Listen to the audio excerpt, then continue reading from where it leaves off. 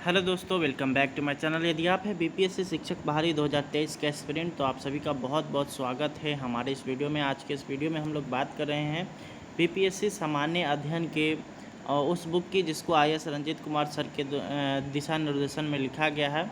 आज हम लोग बात कर रहे हैं सामान्य अध्ययन, इसके पार्ट 4 वीडियो की। तो चलिए अब हम लोग इस वीडियो को देखना शुरू करेंगे और सारे क्वेश्चन आंसर को आप लोग यहाँ से लिख लीजिएगा, क्योंकि सारा का सारा क्वेश्चन आप लोग का इम्पोर्टेंट रहने वाला है। इस तरह का बुक आप लोग को मिल जाएगा आराम से किसी भी बुक सेलर के पास, या फिर आप अमेज़ॉन फ्लिपकार्ट से मंगा सकते हैं। तो पिछले वीडियो में हम लोगों ने 65 नंबर क्वेश्चन तक देखा था। आज के इस वीडियो में हम लोग 66 नंबर क्वेश्चन से देखने वाले हैं। तो थोड़ा सा मैं इसको जूम इन कर लेता हूँ, आप लोग यहाँ से देखना शुरू करेंगे।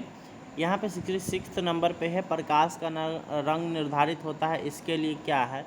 तो यहाँ पे 4 ऑप्शन दिए गए हैं, आयाम है, तरंगदैर्घ्य है, तीव्रता है और वेग है। तो इसका सही आंसर हो जाएगा तरंगदैर्घ्य के द्वारा ही हम लोग क्या करते हैं, प्रकाश का रंग का निर्धारण करते हैं। अगला यहाँ पर है प्राश्रव्य वे ध्वनियाँ हैं जिनकी आवृत्ति क्या होती है। तो इसकी आवृत्ति होती है 20,000 हर्ट्ज यानी 20,000 HZ से अधिक। ठीक है। अगला हम लोग देखेंगे तो टेलीविज़न के दूरस्थ नियंत्रण के लिए किस प्रकार की विद्युत चुम्बकीय विकिरण का उपयोग किया जाता है। तो इसमें जो आपको ऑप्शन दिया गया है उसका सही आंसर हो जाएगा आपका ऑप्शन नंबर ए, अवरक्त किरणों का। अगला है यहाँ पर है कि किसी व्यक्ति का पूरा प्रतिबिंब देखने के लिए एक समतल दर्पण की न्यूनतम ऊंचाई क्या होनी चाहिए। तो इसकी ऊंचाई होनी चाहिए व्यक्ति की ऊंचाई की आधी। ठीक है। अगला हम लोग देखेंगे तो ध्वनि तरंगें नहीं चल सकती है। तो यहाँ पे आप लोग को पता होना चाहिए कि ध्वनि ठोस में भी चल सकती है, द्रव में भी चल सकती है, गैस में भी चल सकती है, लेकिन निर्वात में यह बिल्कुल ही नहीं चल सकती। अगला है यहाँ पर भारी जल का रासायनिक फॉर्मूला क्या होगा, यानी रासायनिक सूत्र क्या होगा। तो ये होगा D2O। ठीक है। अगला हम लोग देखेंगे, अगला सवाल यहाँ पर है निम्नलिखित में कौन सामान्य ताप पर ठोस अवस्था में रहता है। तो क्लोरीन गैसीय अवस्था में, ब्रोमीन जो है वो आपका जो है द्रव अवस्था में, और फ्लोरीन जो है गैसीय अवस्था में रहता है, लेकिन आयोडीन क्या है, ठोस अवस्था में रहता है, इसलिए ऑप्शन नंबर सी हो जाएगा। अगला यहाँ पर है छपाई में प्रयोग की जाने वाली स्याही निम्नलिखित में से किसके अपघटन से प्राप्त होती है। तो स्याही जो अपघटन किया जाता है छपाई में, तो उसमें मीथेन का अपघटन होता है। अगला हम लोग देखेंगे तो यहाँ पर है एलपीजी गैस में विशेष गंध के लिए क्या मिलाया जाता है। तो एलपीजी गैस में सल्फ़र मिलाया जाता है, और इसका एक होता है एक इसका जो है आइसोमर कह लीजिए, या फिर इसका एक तत्व इसका जो है यहाँ पे संकेतक कह लीजिए, वो आप लोग को यहाँ पे सल्फ़र मिल जाएगा। अगला यहाँ पर है कोबाल्ट किस में पाया जाता है। तो कोबाल्ट पाया जाता है विटामिन B12 में। ठीक है।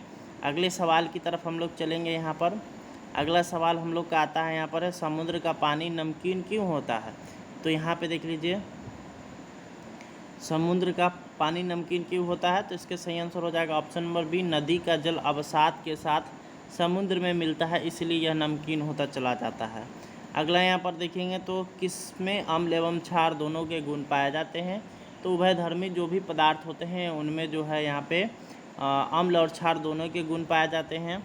अगला हम लोग देखेंगे तो अम्लीय वर्षा का क्या कारण है। तो इसका कारण है SO2 और प्लस में NO2, ये दोनों जब मिल जाता है तो तरह तरह के जो है गैसेज बनाना स्टार्ट कर देते हैं, जिस कारण से अम्लीय वर्षा होती है। अगला यहाँ पर है किसी रेडियो सक्रिय पदार्थ रेडियम की अर्ध आयु 1600 वर्ष है। कितने वर्ष रेडियो एक्टिव पदार्थ का 25% अंश बच जाएगा। अर्ध आयु यानी कि 50% आयु जाने का है 1600 वर्ष। ठीक है। तो 25% जाने के लिए कितना लगेगा, 3200 वर्ष लगेगा। एकदम आसान सवाल। अगला है यहाँ पर मोती के मुख्य अवयव क्या होते हैं। तो ये होते हैं आपका कैल्शियम कार्बोनेट, यानी ऑप्शन नंबर ए। अगला हम लोग देखेंगे तो मोनाजाइट किसका अयस्क है। तो ये होता है आपका ऑप्शन नंबर बी, यानी थोरियम का। अगला हम लोग देखेंगे तो लोहे में जंग को रोकने के लिए उपयोग किया जाता है।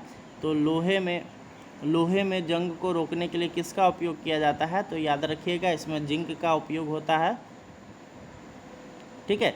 क्योंकि जिंक का उस पर परत चढ़ा करके उसके बाद फिर जो है उसे सुरक्षित किया जा सकता है।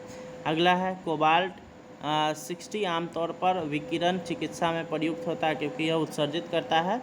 तो ये गामा किरणें को उत्सर्जित करता है, यानी ऑप्शन नंबर सी हो जाएगा इसका।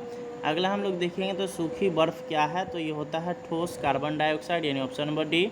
अगला हम लोग देखेंगे तो bullet proof bullet proof jacket के निर्माण में किस बहुलक पदार्थ का प्रयोग होता है? तो केबलर का, यानी ऑप्शन नंबर सी हो जाएगा। ठीक है, अगला यहाँ पर है फलों को कृत्रिम तरीके से पकाने वाली गैस कौन सी है? तो इधर आपको ऑप्शन मिलेगा, यहाँ पे आप लोग आ जाइए, यहाँ पे इसका जो ऑप्शन हो जाएगा ऑप्शन नंबर सी एसिटिलीन का। अगला सवाल हम लोग देखेंगे, निम्नलिखित कथनों पर विचार कीजिए।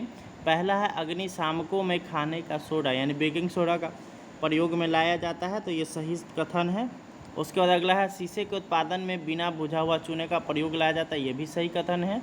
तीसरा हम लोग देखेंगे तो प्लास्टर ऑफ पेरिस के उत्पादन में जिप्सम का उपयोग में लाया जाता है, तो ये भी सही कथन है। तो यहाँ पे देखेंगे क्वेश्चन क्या उपयुक्त कथनों में से कौन सा से सही है ना? तो यहाँ पे इसका जो सही आंसर हो जाएगा, तीनों सही है, इसलिए 1 2 3 यानी ऑप्शन नंबर डी। ठीक, अगला सवाल हम लोग देखेंगे, रसोई गैस किनका मिश्रण होता है? तो यहाँ पे याद रखिएगा ब्यूटेन तथा एथिलीन का, यानी ऑप्शन नंबर बी हो जाएगा इसका सही आंसर। अगला हम लोग देखेंगे तो कृत्रिम रेशा का निम्नलिखित नाम भी है, तो इसको डेक्रोन बोलते हैं, यानी ऑप्शन नंबर बी। अगला सवाल हम लोग देखेंगे तो वायुमंडल में कौन सी परत दूर संचार प्रणाली के लिए प्रयोग की जाती है? तो ये हो जाएगा आपका ऑप्शन नंबर डी, यानी कि आयन मंडल। अगला है अगर किसी क्षेत्र के लैंड सेट आंकड़ा आज मिलता है तो उसके पश्चिम में स्थित क्षेत्र में आंकड़ा कब उपलब्ध होगा? तो यहाँ पे हो जाएगा ऑप्शन नंबर बी, उसी समय स्थानीय समय के अनुसार दूसरे दिन। ठीक है, अगला सवाल हम लोग देखेंगे तो यहाँ पर है प्राकृतिक रबर का बहुलक कौन सा है? तो प्राकृतिक रबर का जो बहुलक है वो है आपका आइसोप्रीन। अगला सवाल अगर हम लोग देखेंगे तो यहाँ पर आता है जल का वाष्प में परिवर्तन क्या कहलाता है? तो जल का वाष्प में परिवर्तन है एक तरह से भौतिक परिवर्तन, जिसे फिर बाद में प्राप्त किया जा सकता है। अगला यहाँ पर है पीतल मिश्रण है किसका? तो भाई जस्ता और तांबा का मिश्रण को पीतल कहते हैं। अगले सवाल की तरफ हम लोग चलें तो यहाँ पर है चूना पत्थर का रासायनिक नाम क्या है? तो चूना पत्थर का रासायनिक नाम है कैल्शियम कार्बोनेट, यानी ऑप्शन नंबर ए। अगला सवाल हम लोग देखेंगे तो डीजल इंजन में प्रयुक्त ईंधन है, तो इसका हो जाएगा आपका ऑप्शन नंबर ए, डीजल की वाष्प और वायु, ये दोनों उसमें यूज होता है। अगला है पेंसिल का लैड है, तो ये हो जाएगा आपका ऑप्शन नंबर ए। ग्रेफाइट का पेंसिल में तो आप लोग भी जानते होंगे कि उसमें ग्रेफाइट लगा हुआ रहता है। अगला है न्यूट्रॉन की खोज किसने की थी? तो चैडविक ने, यानी ऑप्शन नंबर ए हो जाएगा। अगला सवाल हम लोग देखेंगे तो परमाणु के नाभिक में होते हैं, तो परमाणु के नाभिक में हमेशा प्रोटॉन और न्यूट्रॉन होते हैं, इसलिए ऑप्शन नंबर सी इसका हो जाएगा। अगला हम लोग देखेंगे तो हरे फलों को कृत्रिम ढंग से पकाने हेतु प्रयुक्त गैस कौन सी है? तो ये हो जाएगा आपका ऑप्शन नंबर ए, यानी एसिटिलीन। अगला सवाल हम लोग देखेंगे तो निम्नांकित कथनों में से कौन सा सत्य है? तो यहाँ पे आप लोग देखिए, इसका जो आपका हो जाएगा ऑप्शन नंबर सी, RDX जो है एक विस्फोटक है, यही सत्य है। बाकी DDT एक रोगाणुनाशक है, तो ये गलत कथन है। TNT एक कीटनाशक है, ये भी गलत कथन है। LSD एक विषाणुनाशक है, ये भी गलत कथन है, इसलिए इसका ऑप्शन नंबर सी सही हो जाएगा। अगला है दूध एक उदाहरण है, तो दूध एक पायस का उदाहरण है। ठीक है, यानी ऑप्शन नंबर बी हो जाएगा। अगला है कच्ची चीनी को रंग विहीन करने हेतु जिस चारकोल का प्रयोग किया जाता है वो है, तो वो है आपका जंतु चारकोल, यानी ऑप्शन नंबर सी। अगला हम लोग देखेंगे निम्नलिखित में से कौन सा विस्फोटक पदार्थ नहीं है? तो यहाँ पे इसका ऑप्शन ए है ट्राइनाइट्रोटैल्यूलिन, उसके बाद है ट्राइनाइट्रोग्लिसरीन, ये दोनों जो है आपका विस्फोटक पदार्थ है। ऑप्शन आप लोग का यहाँ पे सही ऑप्शन आपको यहाँ पे मिलेगा ऊपर में। यहाँ पे जो आपका ऑप्शन नंबर डी है नाइट्रोक्लोरोफॉर्म, ये जो है आपका विस्फोटक पदार्थ नहीं है। अगला यहाँ पे सवाल हम लोग देखेंगे, इनमें से कौन कोलाइड नहीं है? तो याद रखिएगा कोलाइड की अगर बात किया जाए तो दूध भी है, खून भी है, शहद भी है, लेकिन आइसक्रीम कोलाइड नहीं होता है, इसलिए आपका ऑप्शन नंबर सी हो जाएगा। अगला यहाँ पर है धब्बा रहित लोहा बनाने के लिए लोहे के साथ प्रयुक्त होने वाली महत्वपूर्ण धातु कौन सी है? तो क्रोमियम है, यानी ऑप्शन नंबर बी। अगला है समस्थानिक होते हैं किसी एक ही तत्व के परमाणु हुए जिनका परमाणु, देखिए यहाँ पे जो आपको दिया गया है ऑप्शन नंबर बी, परमाणु भार भिन्न परंतु परमाणु क्रमांक समान होना ही वो क्या कहलाता है? समस्थानिक कहलाता है। ठीक है, अगला है यहाँ पर सूची 1 को सूची 2 से सुमिलित कीजिए और सूची के नीचे दिए गए कूट का प्रयोग करिए। चलिए देखते हैं यहाँ पे खट्टा दूध, यानी कि इसमें जो है लैक्टिक अम्ल पाया जाएगा, सिरका में पाया जाएगा एसिटिक अम्ल। ठीक, उसके बाद जो है उसके बाद है आपका सिरका एवं अचार में ये हो गया आपका सोडा वाटर में आपको पाया जाएगा कार्बनिक अम्ल, और यहाँ पे सेम में पाया जाएगा मौलिक अम्ल। ठीक है, अब आइए इसको हम लोग यहाँ पे मिला लेते हैं। तो इसका हो जाएगा आपका A4B3 उसके बाद C2 और D1। तो ऐसा हम लोग यहाँ पे हम लोग चेक करते हैं।